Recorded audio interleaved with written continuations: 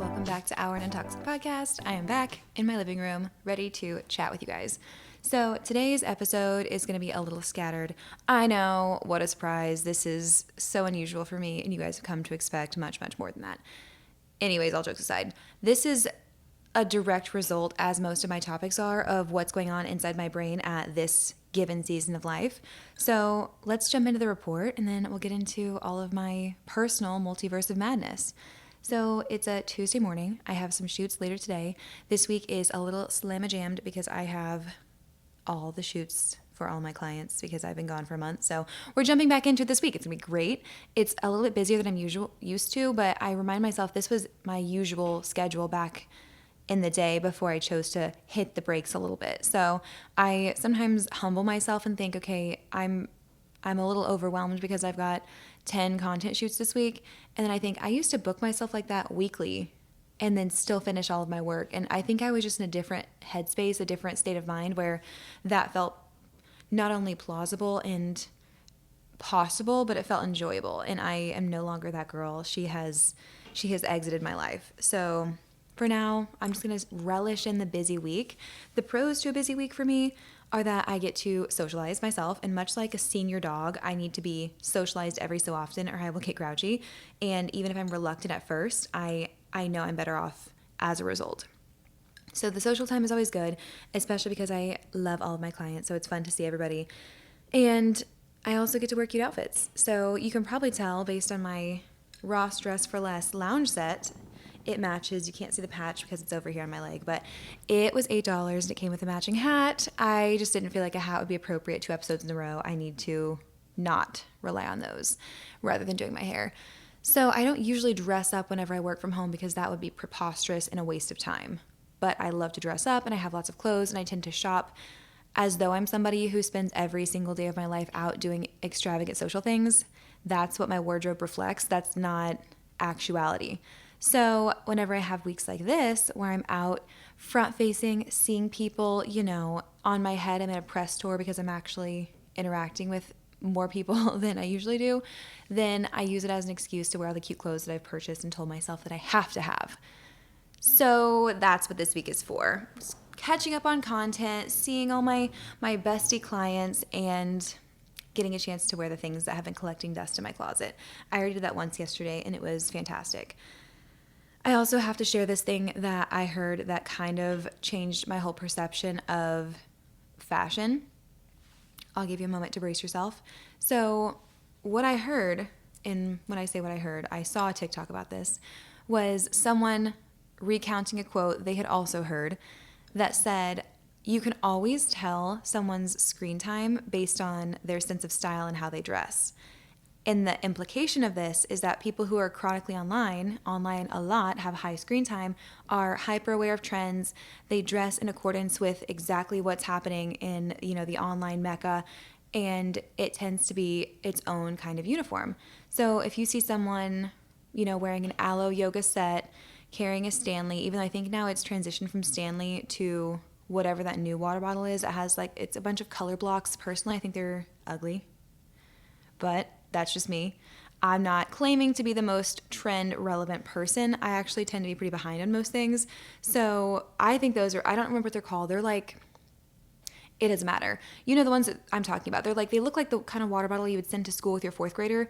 And they're always bright primary colors and oranges and purples. And those are also secondary colors, I understand. But the point is they don't match. They're just not cute. That's what's trending now. And they probably have their hair up in a little claw clip. For a while, it was simple gold jewelry, everything. So you can tell based on how someone dresses what their screen time is. And that had me clutching my pearls. Not that I necessarily dress like that because I do love athleisure, but I love a weird outfit more. So I don't frequently follow that kind of thing. I do carry around a Stanley, however. And I could defend myself and say, well, it was a gift from a client. I didn't buy it for myself. I'm not that trend addicted. But then I look at the rest of my life and my screen time, and I'm like, you know what? I still have some things to work on here. But the whole point of that story is to tell you that it was kind of a reminder that whenever you get so sucked into the world of the internet, then sometimes you can be so reliant on society to tell you what the trends are and how you should dress, and even subconsciously. That's why I'm so passionate about saying your online consumption dictates your life, because it can seep into your brain without you even realizing it. And if you're looking at something and it might not be actively influencing you, as in you're saving it with the intention of wearing it later or doing it later, then the more you scroll and see these things, the more it becomes the norm. And that's genuinely why I think we acquiesce to these trends, is that we see something online and at first we're like, oh, those chacos are so ugly, I would never wear those. But then after days and weeks and months of repeated exposure, and sometimes it's just subliminal, you see other people wearing them, they become more and more common, then your dislike for that article of clothing or that trend starts to wear down, and then it becomes normalized, and then it even becomes something that we covet because you see it so often. You're like, well, should I have some of those? I don't know. So it's crazy how it kind of like sneaks in the back door of your brain and makes you like things. Because I used to think Stanleys looked preposterous. I used to think like with the handle and the straw, and they're like 3 feet tall somehow. And now look at this. I'm a changed woman and hypocrite. So I wanted to kind of drill that back into my own brain and be like, okay, are you following trends so specifically because this is what you see all the time? Or are you still challenging yourself to dress originally? And I like to put together new outfits. I have no problem with outfit repeating, as in when someone else does it. And I don't have a problem with outfit repeating for myself. It's just that I get bored of something. So it's almost as though when I wear a certain combination of clothes, then it's done. It's one and done for me. The good thing is that my wardrobe is absolutely jam-packed because I'm such a thrift shopper. So I have a million and one combinations of things that I could wear. I don't ever have to wear the same thing twice. And I don't mean ever. I'll wear the same thing if I know I'm not really taking photos, or if it's like, which that sounds like the most basic chronically online thing I could say, but fashion is a hobby for me. It's a fun outlet, and I like to put things together. I like to feel like I came up with something that I'm proud of and exercise my sense of personal style. So if I put together something like, for example, yesterday I had black cowgirl boots on, a brown lace maxi skirt, a little kind of cropped sweater, and a big old chunky belt circa 2007.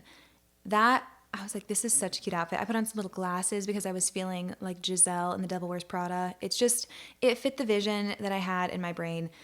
That was great. The problem is I could never wear that outfit again because it's already kind of been locked into that day.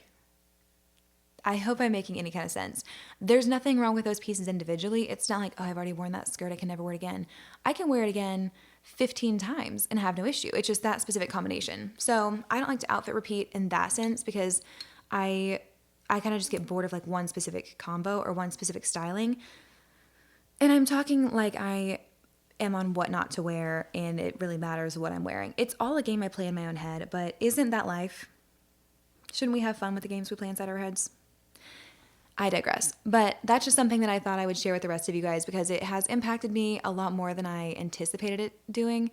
And it just made me a little bit more aware of kind of everything. You know, am I into this hairstyle because I'm into this hairstyle, or am I into it because that's what everyone's doing and I just am used to seeing it? So I think it's a good reminder that we should like check our consumption. I say consumption way too often in most recent episodes, so forgive me for that. But we should check our tastes and things and try and derive if they came from being influenced or if they came from our actual enjoyment of that thing. And I think there's a difference between seeing something online and realizing you like it versus seeing something online and then the repeated exposure giving you the illusion of liking it. So it's a fun little psychological scavenger hunt that I've been playing with myself, trying to figure out what I've been influenced to enjoy and what I actually enjoy. And sometimes it's okay to be influenced to enjoy things, because if it's a good thing, we have to be, turned on to it somehow. So why not the internet? I'm going in circles. I do want to showcase my fun little mug. You see this guy? It's a slanted mug. It says "Falling for You." So cute. I got this from a thrift store in Ozark. And this is so not important at all. But whenever I use an espresso, I have to use bigger mugs only. And most mugs are not manufactured to be the appropriate size for an espresso drink. I don't know if I'm the only person that has this issue, but this is like the standard old size coffee mug. I think they used to be a little bit smaller, and now they're manufactured bigger. So if I find vintage ones or old school mugs, I have to wait until I'm feeling like having a high caffeine day. Like today, I made a whole pot For myself, I'm on my third cup, but they're small cups in comparison to what I usually drink. So whenever I have a full pot, I get to break out my even more vintage set of mugs, and I'm really excited about this one. I just fell in love with it the second that I saw it, and it had to come home with me. I need to stop buying mugs because I'm out of space. Anywho, on to the report. Let's talk about what I'm reading. More like, what am I trying to read? I'm trying to get into Onyx Storm, and I'm struggling. And it's a little bit embarrassing because I loved Fourth Wing and I loved Iron Flame. And I mentioned this on the last episode, talking about whenever I went on vacation and I had too many books and I got flagged at the American Airlines counter and they were like, your bag's 9 pounds overweight. You remember that story. So I read Fourth Wing and Iron Flame then, and I fell so in love with them. I was like doodling dragons and lightning bolts, and I was like, this is it. This is amazing. This is my new fantasy series. And I feel like it was a seamless read. Like at the beginning of any series, you're kind of like, this is a little clunky. It's a little awkward trying to get into the whole world, especially if you're coming off of a series that you really enjoyed. So Fourth Wing already had kind of an uphill battle because I was coming from A Court of Thorns and Roses. And I know some people are split. Most people enjoy the series. But then there are some people that dig their heels in and they're like, it's just not all it's cracked up to be. It's not that good of a series. And to those people, I would say, get off your high horse and enjoy something. It's not trying to become one of the Mark Twain classics. Okay, it's just a good book series. So I read ACOTAR, fell in love with it, did like a mini reread, and then I jumped into Fourth Wing. So I went into it a little bit kind of at a disparity, being like, this can't be as good, but everyone recommends it. They're kind of like one and the same as far as if you enjoy one, you'll enjoy the other one. That's the consensus. So I jumped into it and I was surprised at how quickly I acclimated to that universe. And I could nerd out on how my whole, like my brain processes creating like the scene whenever you're imagining everything and how you set everything up. I feel like there's a lot of work that has to be done at the beginning of the series as far as visualizing it. Maybe my brain is just on manual mode and that is not the case for everyone, but whenever I start a new series, then sometimes it's a little bit slower for me because I have to like take the time to envision every person, and it's a conscious thing that I do. It's not like I read, oh, he was blonde haired with blue eyes and blah blah blah, and then I just conjure up an image. I have to be like, okay, blonde hair and blue eyes, okay, so he's gonna look like this. It becomes like a very, very manual thing that I have to do. So starting a new series can sometimes be cumbersome. But I got into it, loved it. It was amazing. Both books, they had come out. I think Iron Flame had just come out whenever I went through this read, and it was great. I had no issues. I was just in love with it. And then, of course, we had to wait a whole year for Onyx Storm, which just came out, and I started reading it. And I've been trying to avoid any kind of spoiler, any kind of, anything. So it's been out for a week now, which means that, all the serious book girlies they've been done for 6 days. And I got it the day after it came out. So it came out at midnight, and I guess I got it that day. So I just didn't start reading it until a little bit later because I had to finish the selection series, which was great. I highly recommend it. I thought it was fantastic. And it was so good that it makes me want to watch this next season of The Bachelor, but I don't know if I will. Anywho, I'm getting diverted from my topic. I'm having the hardest time getting into it. So I don't know if it's because there's so many ranks and military terms and people and characters, and then there's like all of the different lands that you're trying to tie in, because it picks up exactly where the last book left off. So you wouldn't think it would be that much to catch up on or to process, but I'm having a difficult time. And I've heard that others are as well, but I'm too afraid to search it because I don't want to find spoilers, because I know that in book talk world, a week since a new release, there's going to be hundreds of videos probably dissecting the ending and talking about what if they liked it or if they didn't like it, and I just don't want to have a spoiler when I'm only 70 pages in. I've sat down to read 3 separate times and I'm only 70 pages in.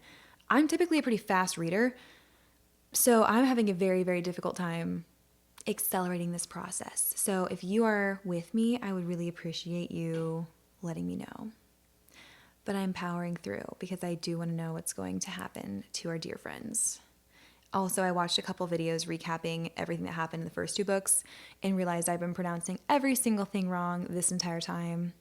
So now I'm faced with, do I try and retrain my noggin to say the correct pronunciation, or do I just rock with it and then never speak about this book out loud? Probably going to go with option B on that one. What am I eating? Boring foods. I've had the same breakfast, I'm not kidding, for the past 5 days in a row. I changed it slightly this morning. I've been having 1 piece of toast from Neighbor's Mill. It's their honey wheat bread. Very good, with a little bit of butter. Then I've been having 3 fried eggs and some blueberries and an oat milk latte. Like I said, I've been having some kind of sugar aversion since I got back from my trip. Probably good. But today I had the exact same thing, except I had 3 protein pancakes and 2 fried eggs and some blueberries with some black coffee. My life has become very boring, but I like it. So that's honestly what I start to crave. And I think that whenever you get into a routine, you find comfort in those little things that you know you can count on. So whenever I wake up and I'm like, okay, I get to go make my exact same breakfast and sit in the exact same place and read my exact same Bible and do, you know what I mean? I think there's some solace in that. And I'm just loving it because I think it'll be a while since my trip was so long before I snap into that itch to book a plane ticket. So we're just relaxing here. What am I playing? Brooklyn Nine-Nine still. It's great. We're just devouring those episodes. I don't know what it is about me though, but every show that we've watched has had the expiration date on Netflix. So The Magicians obviously went off. I talked way too long about that one. Brooklyn Nine-Nine, last day on Netflix is into February. So now we're having to kick it into high gear once again to keep up with the show. So I'm not sure if it's me, but it's becoming an issue. Obsessing. Honestly, I don't really know that I'm obsessing over anything right now. I said routine last time, so I feel like I can't say routine again. But honestly, that's the truth. There's nothing that's crazy where I'm like, oh my gosh, I'm obsessing over this. But yeah, that's really it. I'm not really obsessing for much. The Selection series was good, but it wasn't like all consuming. There's no show. I'm not too far into Brooklyn Nine-Nine where I'm like, oh my gosh, this is amazing. So right now we're in between obsessions and fixations. Life is good. We're just kind of coasting through, enjoying everything a reasonable amount for perhaps the first time in my life. Maybe this is character development. Maybe this is growth. Who's to say? What am I recommending? I'm recommending that you stick with me, go to the Christian Associates thrift store in Nixon, Missouri. It's by the courthouse. Go there, go to the back section where all of the used sports equipment and CDs are, and there's a table. On that table, you'll find 20 to 30 sets of teacups and saucers for the vast price range of $2 to $7. Pick out a set. Buy the set, take it home with you, wash it gently with Dawn dish soap, no dishwasher, scrub it, get the price tag and the gunk off of it, and then make yourself a nice cup of tea, sip it every evening before you go to sleep. I promise you this will have a positive impact on your life. I know that's so specific, but I'm telling you, that's what I'm recommending that you do. And I really think that was a catalyst for me going really over the top with romanticizing my life. And that has just snowballed. And now I'm having the time of my life doing absolutely nothing different from, a bird's eye view. Take notes. You must do that. Report back to me with any results. And what am I treating myself to? Last Friday, I went to Urban Grounds and I spoke to the amazing barista and I said, I'm craving something with coconut and dark chocolate because, Friday is my sweet coffee day. Treat Yourself Friday going back to its roots, which if I haven't explained before, Treat Yourself Friday started for me as, and I don't want to take credit as like the godfather of Treat Yourself Friday, but I did coin it as it's used in this area. I started Treat Yourself Friday probably in like 2018-19. Whenever I would buy a coffee every Friday on my way to work, I would typically go to Classic Route Coffee because that's where I passed on my way to my job. And I didn't have a lot of extra money because I was paying off my car. So Friday was the day that I would buy myself a coffee, get myself a muffin, make that $12 purchase, and then I would get a car wash on my lunch break. That was Treat Yourself Friday. So it's since evolved, and then especially with my job being, self-employed and I'm no longer paying off debt, I have a little bit more leeway in the budget for coffee purchases. And I take clients to coffees, things like that. So I have a lot more coffees a lot of the time. Then it had just become Treat Yourself Fridays, like a fun thing that I say in general as an excuse to justify getting something for myself, which I don't usually say no to anyways. But now that I'm being more conscious of my sugar consumption, Treat Yourself Friday has kind of gone back to its roots where I have a fun specialty coffee on Fridays and I get to look forward to it and enjoy it without having, 12 per week, which I think is probably best for my overall health. And I asked the barista, I said, I'm craving this. And she's like, absolutely, I got you. So she made me a drink that was like, I kid you not, it tasted like the coffee equivalent of those little Coconut Delight Girl Scout cookies, which also, by the way, I've never been able to have just one of those. Every single time I have one, I eat the whole box. I'm not ashamed. The entire box. There's like 16 to 18 cookies per package, if you bring me a box, it's gone within the hour. I cannot help it. They're my favorite cookie ever. I purposely don't buy them because I know I have no self-control. But it was amazing. So if you go to Urban Grounds, get a latte, get a coconut latte, add dark chocolate and caramel, and thank me later. It was fantastic. That concludes the report. Sorry I got derailed for 20 straight minutes, but you've come to expect nothing less from this podcast. I also want to say, since I've been talking so much about Evan's training business and how I've had such drastic results, I want to clarify a few things. One, it wasn't anything that was so novelty, that was so new, that gave me those results. It was a lot of fine tuning and creating better habits that I could really stick to. So I think that's why the results were so good. And I wasn't in the best shape of my life, but I was in good shape going into it. So it's not like I went from, being a couch potato that was just eating everything in sight to like all of a sudden I'm in boot camp. It was going from probably a slightly above average activity level and a poor diet into a healthy diet and the same activity level, maybe a little bit more activity, but with a more structural foundation. So there's nothing crazy. Like if you go work with him and you do the special he's doing right now, that basically is like the same program that I did, and it's for 75 days, which is a little bit, I think, longer than what mine was, because mine was from the beginning of October. Maybe it's around the same time. Yeah, beginning of October to middle-ish of December. Then if you do that, don't go into it expecting like, oh, here's the secret to how I had this physical transformation. It's not that. It's literally just fine-tuning what I had. It's back to basics. It's structure that you can work within and still live your life. But the consistency to the program is what I think was a catalyst for me experiencing changes. Because I've had a lot of people message me and be like, oh my gosh, like what's the secret? There's no secret, unfortunately. It was literally just sticking to something long-term, which I had not done up to that point. So, notes aside, let me sip my coffee. Thank you for bearing with me for that. Today we're talking about hobbies. I know. How am I going to spend so much time talking about hobbies? You guys, don't underestimate me. I can spend 50 minutes talking about literally anything. Just throw a topic. So the reason I want to talk about hobbies is because I've been feeling very spread thin in a way that's not how I usually am. Usually I oscillate between like burnout and being spread thin. That's kind of how I live my life, and it's just changed as to what's burning me out and what I'm spread thin with.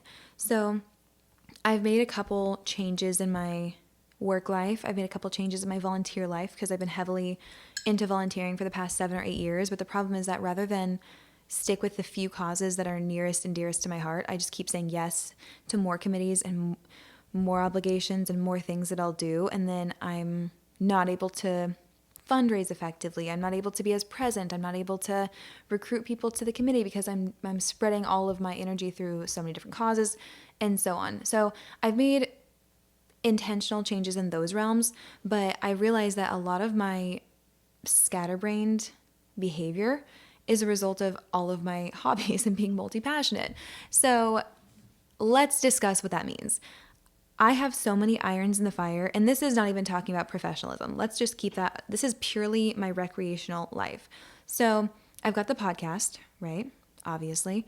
I have this YouTube channel, which I started kind of as a result of not being happy. And it was just a way to kind of fake it until I maked it. And it's fun.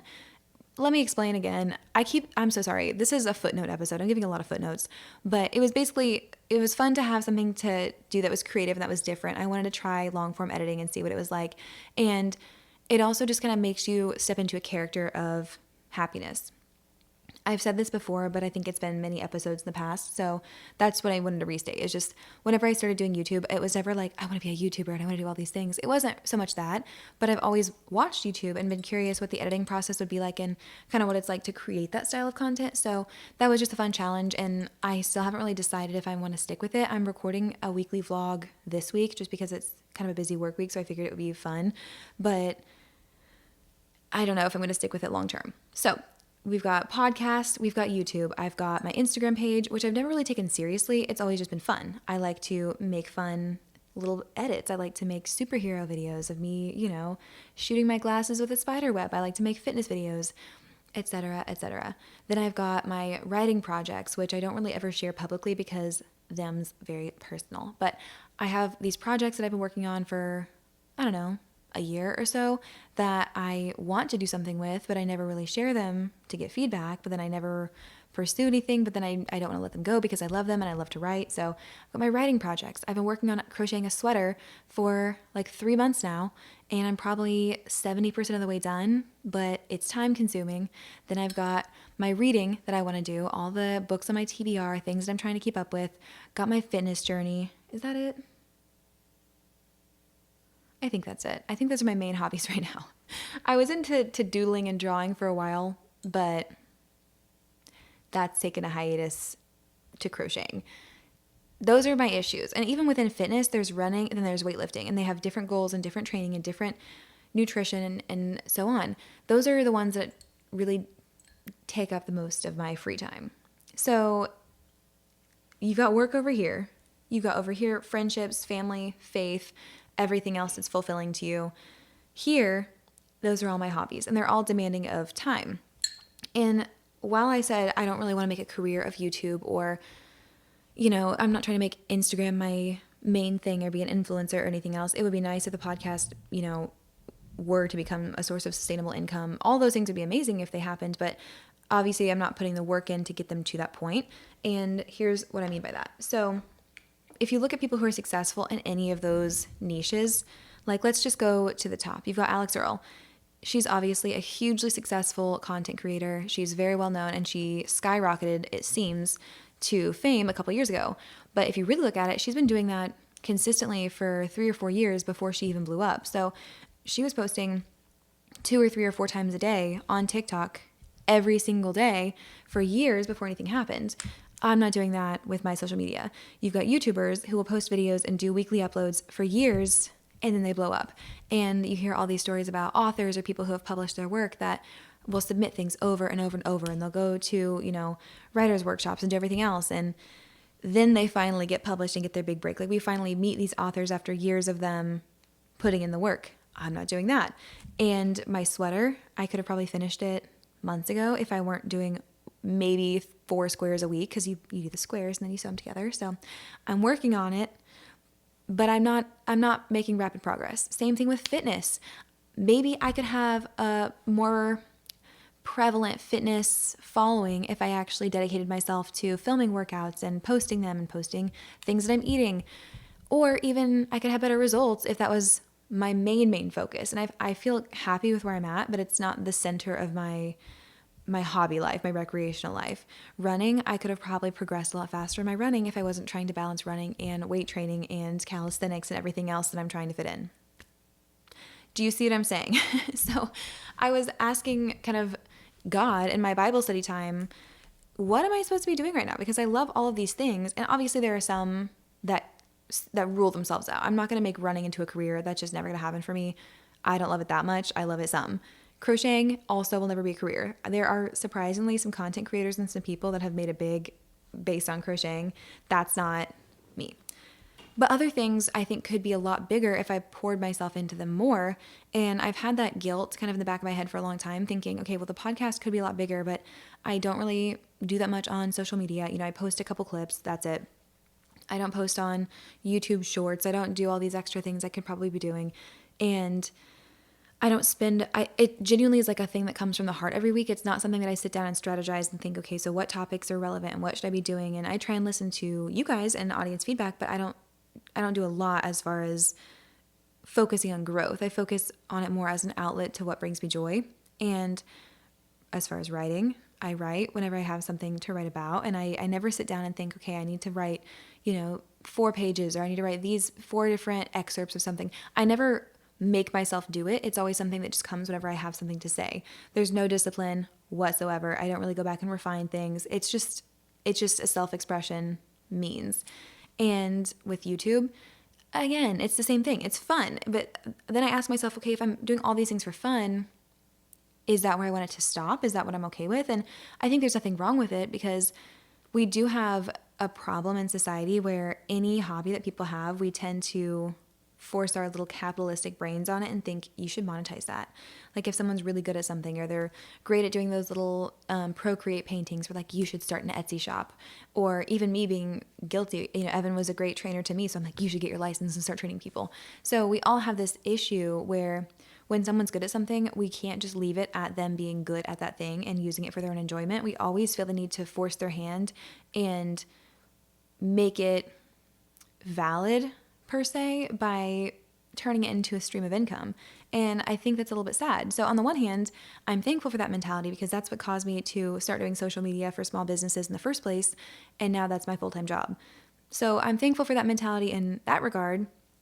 But then on the other hand, it causes me to have this constant battle with myself and think, okay, is this something that I should be monetizing and trying harder? And, am I supposed to be dialing down and niching down into one of these things and choosing them and going forward? Or am I supposed to just enjoy them?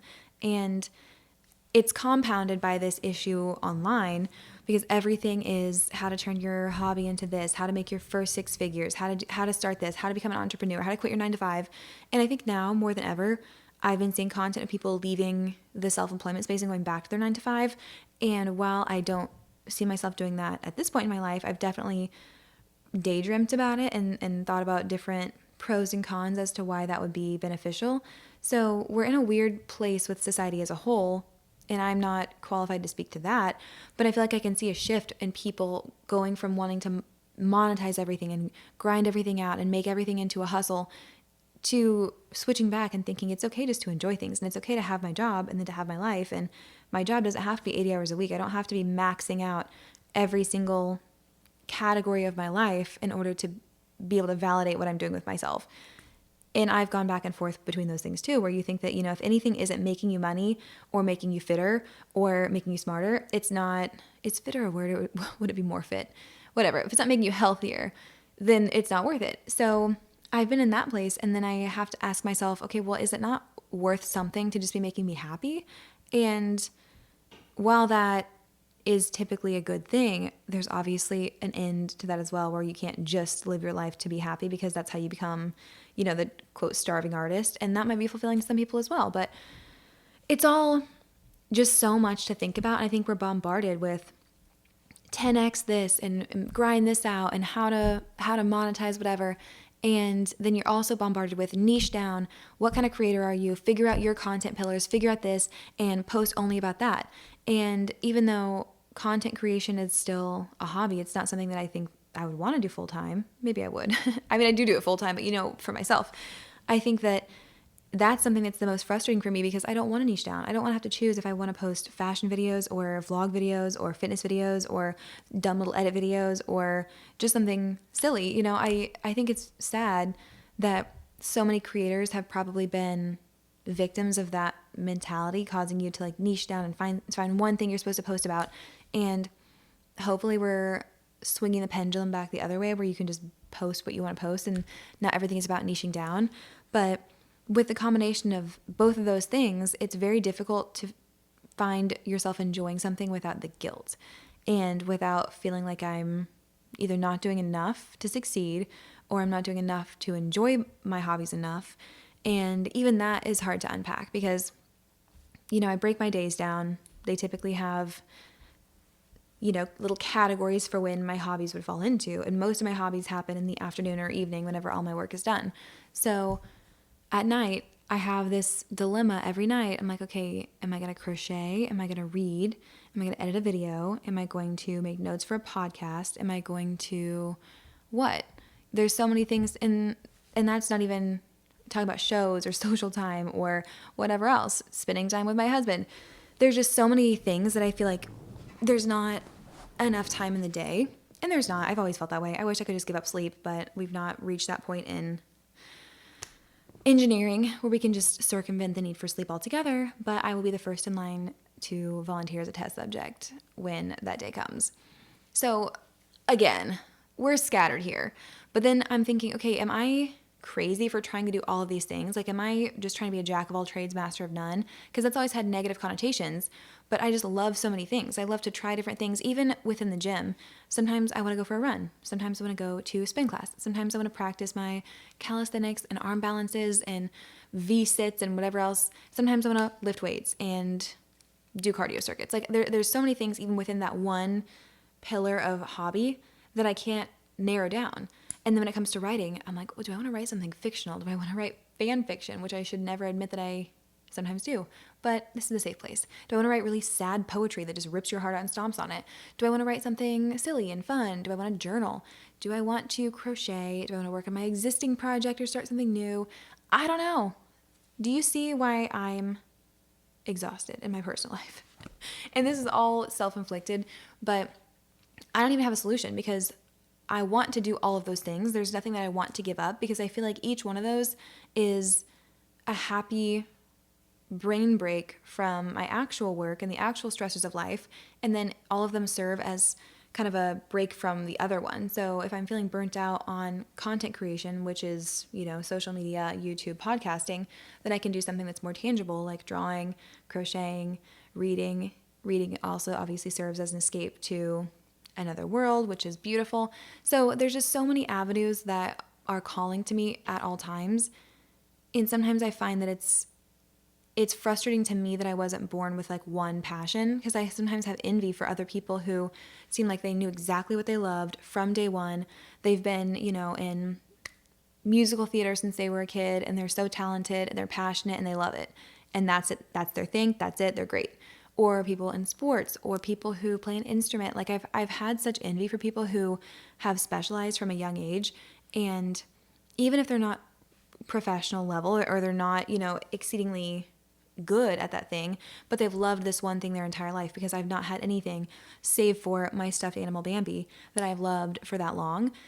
And I know myself enough to know that some of these hobbies, probably crocheting, whenever I finish this godforsaken sweater, I will let that one fall away and a new hobby will take its place. Who knows what it will be? Maybe I'll go back to drawing. Maybe it will be the harmonica. It won't be the harmonica. I have no musical sense whatsoever. That's one category I will not get into. So I think that I know myself enough to know that these things have kind of a revolving door of interests in my life. And then I go back and forth between thinking that that's a problem, because I will keep myself up at night thinking, if you had just chosen to put everything into this podcast from day one, think about how much bigger it could be versus just being a thing that you do. If you would have, started submitting things to publishers years ago, maybe something would be different. If you would have gotten better at crocheting, this sweater wouldn't take you that long, et cetera, et cetera, et cetera. So there are a million things that I think if you would have just locked in from day one, or at least day 50, I don't know, you could be here with one thing, but instead you're here with like 10 things. And it's that constant question of, is that okay with me? Am I happy with how that is? And on the surface, yeah, I'm really happy because I like my days. I love the variety and the freedom to pick up what I want to do. And I can, with one trip to Hobby Lobby, I can have a whole new hobby this afternoon. So it's this beautiful freedom to have so many means of self-expression and so many outlets and so many things to get to learn and try. And I think for me, that's probably the appeal, is that there's something new that I haven't mastered yet. And well, I wouldn't say that I've mastered anything in my life fully, but whenever you've conquered one thing, like whenever I've learned how to edit long form content, I'm like, well, that's not fun anymore. Or whenever I've learned how to audio engineer a podcast, I'm like, doesn't have the same appeal. Or making a sweater for the first time, when it's done, it's not like, okay, now I want to try this again and get better at it. It's like, okay, well, I did that. So what's new? So am I doomed to this constant cycle of being slightly above average at things and never niching down and specializing? Or is it a blessing that I get to try so many things and be kind of good at a dozen things versus really, really good at one thing, and then grappling with the desire to monetize or not to monetize? And I have found that even in my career, I have lost a lot of love for content creation and social media because I do it professionally. So there are some things that you have to risk losing your passion by making it a profession. And some things I don't want to lose that. I like to have these things as an outlet, and I like to enjoy them and get to create when the time feels right and not manufacture things that I'm not proud of because I have a deadline or I have a deliverable. So I don't know. I truly wrote this episode outline with like question mark, question mark, question mark, question mark, because I don't know. I just think if I had to change one thing about society, well, I shouldn't say that. If we lived in an otherwise perfect society where people loved each other and there was no unrest and things were great, then here's what I would change. I wish that we had more time and we put more emphasis on creating and having hobbies for the sake of having them. And that not everything was about making it bigger, making it better, competing in it, being the best that you can be. And we were okay with just doing things to do them and being mediocre at some things, because some aspects of your life, you should pursue them to the fullest. I think that health should always be something that you're not okay with being half-hearted. I think that whatever it looks like for you can vary, but I think that you should pursue your mental, physical, spiritual, relational health wholeheartedly. I think that you should have something that does bring you an income that you hopefully work hard at. And I think there should be room for things that you can be bad at. I think that we have this fear now of picking up a new thing. Like I picked up tennis last year and I'm horrible at tennis because I have next to no hand-eye coordination, but I really wanted to try it because I saw challengers and it looked like fun. And I went through a heavy tennis phase for like 2 months and it was great. And it was a great workout and it was fun. And now I feel like I have it kind of in my back pocket if I want to pick it up and just play like a very casual, maybe not kept score round, but it's a good workout.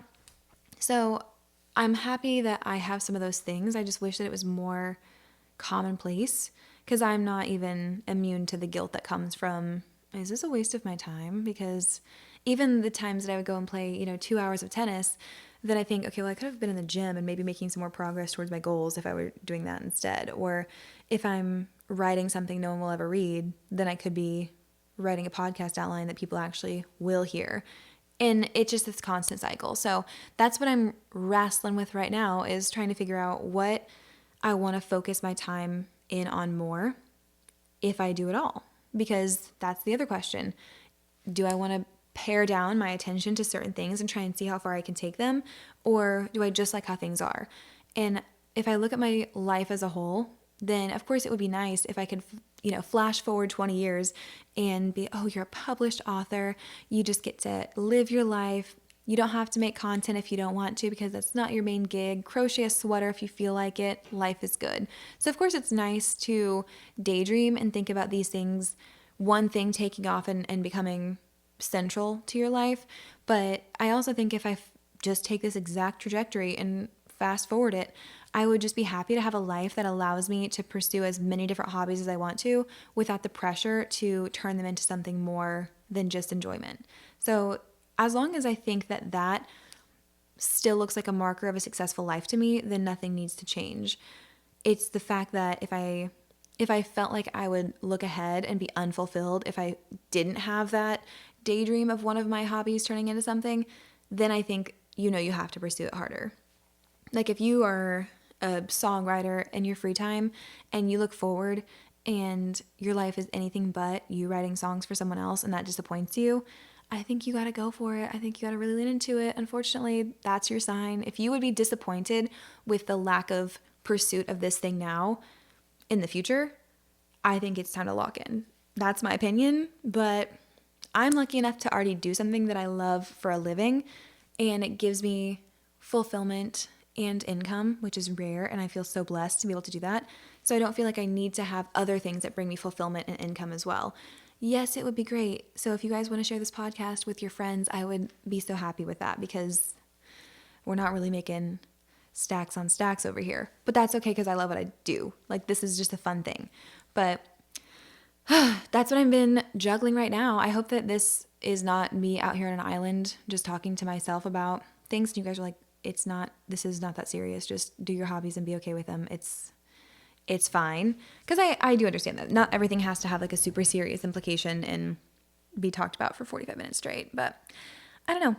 I think that this was a conversation that I wanted to have because it's something that I'm having with myself a lot. And in my prayer time, just praying that if God has something more for me in any one of those areas, that I would feel the call to lean more heavily into it. Because as much as I'm okay with these things remaining hobbies, I'm not okay with missing, a chance for ministry or a chance to reach someone or just a chance to to experience a blessing that God has that I haven't really considered for myself yet.